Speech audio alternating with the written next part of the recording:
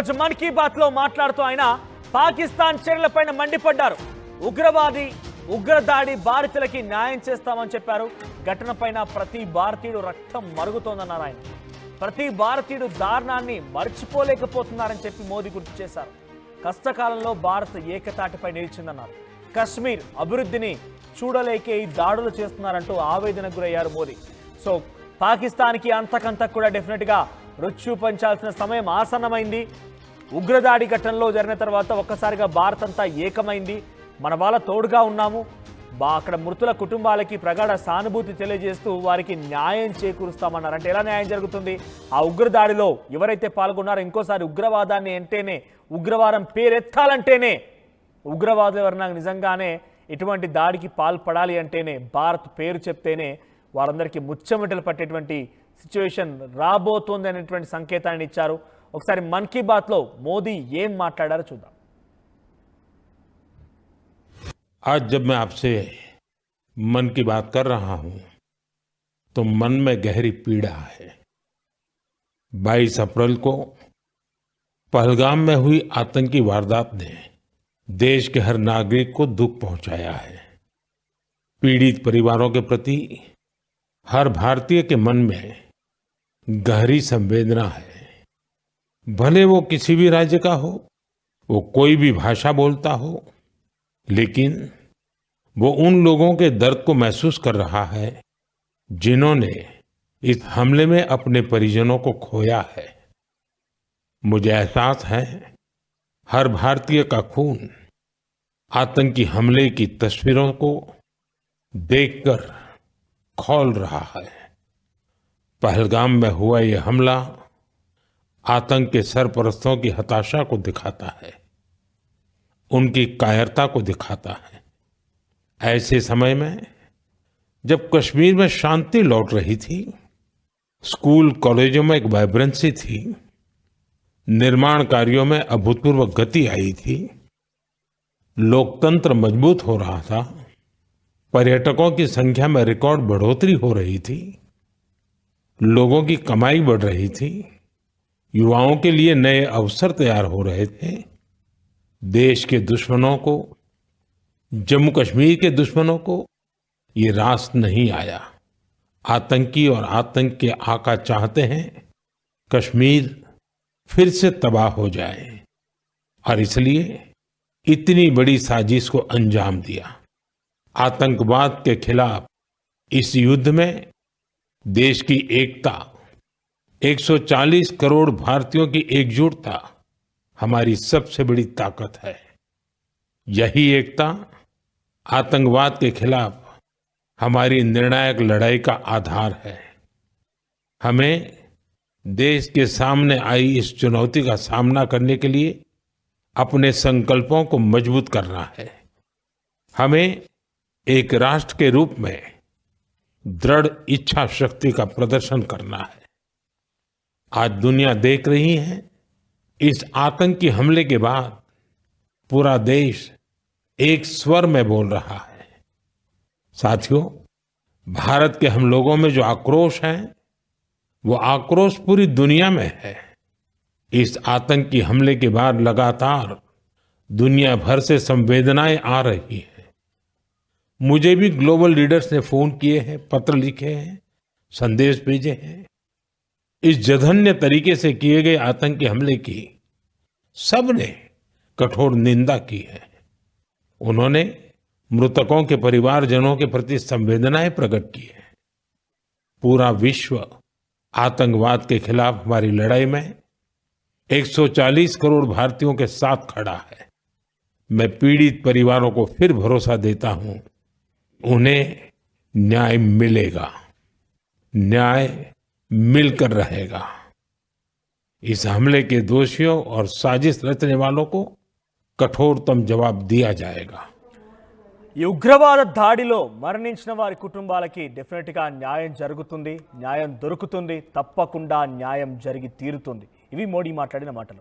ఎలా జరుగుతుంది, ఏం జరుగుతుందంటే తప్పకుండా ఆ ఉగ్రవాదాన్ని కఠినంగా శిక్షిస్తాం, వారి అంతు తేలుస్తాం, అన్ని రకాలుగా సంసిద్ధంగా ఉన్నామని చెప్తున్నారు. ఈ ఉగ్రవాద దాడి తర్వాత భారతదేశం మొత్తం ఏకమైంది, ఏకతాటిపైకి వచ్చింది, ఒకే స్వరంగా మారింది. అందరూ కూడా పాకిస్తాన్ అంతు చూడాలని ఒక లక్ష్యంతో ముందుకెళ్తున్నాం. ఉగ్రవాదం అనే పదం ఇంకోసారి లేకుండా చేయాల్సిన లక్ష్యం మన పైన ఉంది. అందుకు ముందుకు వెళ్తున్నాం, అన్ని రకాలుగా సంసిద్ధంగా ఉన్నామని మోదీ మాట్లాడుతున్నారు. ఈరోజు మన్ కీ బాత్లో ఆయన మాట్లాడిన మాటలు మరోసారి స్ట్రాంగ్ వార్నింగ్ గానే ఉన్నాయి. పాకిస్తాన్కి మరోసారి భారత్ అంటే ఏంటో రుచి చూపించాల్సిన సమయం ఆసన్నమైంది. ఆయన మాటలు చాలా స్ట్రైట్ ఫార్వర్డ్ గా వార్నింగ్ ఇస్తున్నట్టుగానే ఉన్నాయి. ఎస్, పాకిస్తాన్ పాపిస్ట్ కుక్కలారా, గుంట నక్కలారా, వెర్రి కుక్కలారా, ఈ మాటలు విన్నారు కదా. మోదీ సంసిద్ధంగా ఉన్నారు. భారత్ అంతా కూడా ఏకస్వరంతో సంసిద్ధంగా ఉంది. అందరం కూడా ఒకే విధానంతో ముందుకు వెళ్తున్నాము. త్వరలోనే పాకిస్తాన్ తూటాలుగా ఖండాలుగా ఖండించాల్సినటువంటి సమయం ఆసన్నం కానే అయింది. ఈరోజు మన్ కీ బాత్లో మోదీ మాట్లాడిన మాటలు మరోసారి భారత ప్రజల్ని ఉత్సాహవంతులు చేస్తున్నాయి. మరోసారి మరింత ధైర్యం నింపుతున్నాయి, ఆత్మస్థైర్యాన్ని నింపుతున్నాయి. భారత ప్రజల్ని ఒక తాటిపైకి వచ్చే విధంగా మాట్లాడారు ఈరోజు ఆయన. ఇప్పుడు రాజకీయాలు మాట్లాడాల్సిన సమయం కానిది, ఇది పక్కాగా దేశం కోసం ఆలోచించాల్సిన సమయం. అది రాజకీయ నాయకులు కూడా ప్రూవ్ చేస్తున్నారు. మన వైపుగా ఒకడొస్తున్నాడు, ప్రాంతేతరుడు అంటే ప్రాంతం అంతా కలిసి వాడిపై పోరాటానికి సిద్ధమవ్వాల్సిందే. ఒకవేళ కనుక ప్రాంతంలో ఏమైనా అల్లకల్లోలం కనుక జరిగితే అప్పుడు రాజకీయాల ఎవరి పంతా ఏంటి, ఎవరి ఐడియాలజీ ఏంటి అని మాట్లాడాల్సిందే. పాకిస్తాన్ మన వైపుగా విస్తృతంగా దూసుకొస్తున్నాం, అంతు తేలుస్తాం, రక్తాన్ని ఏరులై ప్రవహింపజేస్తామంటే ఇలానే చూస్తూ ఊరుకుందామా? మోదీ చెప్పిన మాటలు నిజంగా ఉత్సాహపరుస్తున్నాయి.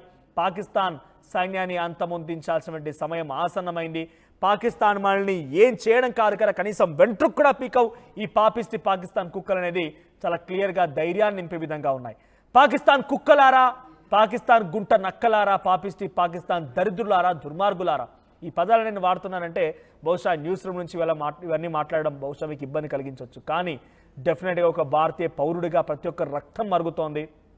ఈ పాకిస్తాన్ కుక్కల్ని ఏరి పారేయాల్సిన అవసరం ఆసనమైంది. కాబట్టి డెఫినెట్గా ఆ వ్యాఖ్యల్ని, ఆగ్రహాన్ని, ఇంతకు మించిన పదాలే మాట్లాడాల్సి ఉంటుంది. కానీ బహుశా అవి సమంజసం కాదేమో ఇక్కడి నుంచి మాట్లాడడం. అందుకే కొన్ని సందర్భాల్లో ఇటువంటి ఆగ్రహాన్ని కేవలం కుక్కలనే పదంతోనే ఆపేయాల్సి వస్తుంది. ఈ కుక్కలన్నీ మాట్లాడుతున్నాయి. పాకిస్తాన్ ప్రధాని మాట్లాడతాడు, సింధు జలాలు మావి అంటూ ఉంటాడు ఆ దుర్మార్గుడు.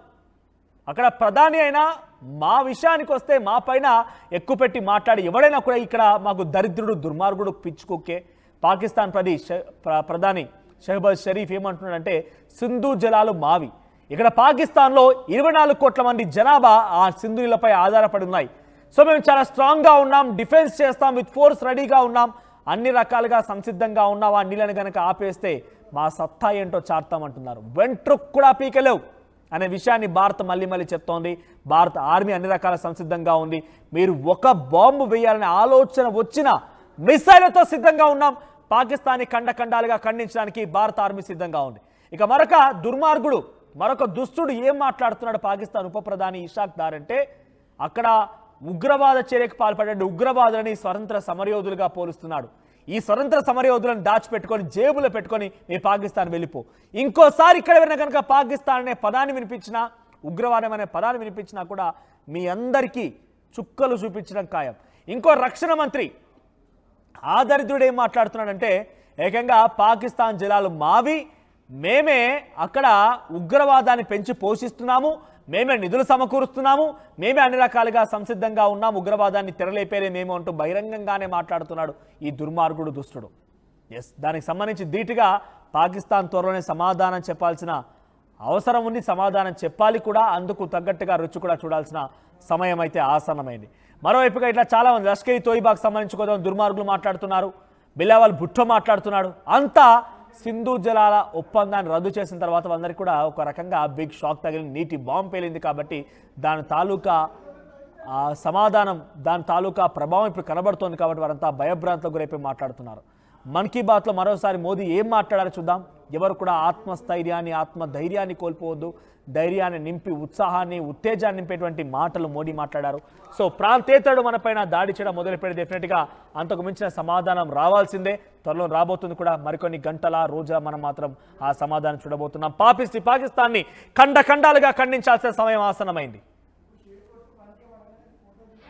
आज जब मैं आपसे मन की बात कर रहा हूं तो मन में गहरी पीड़ा है।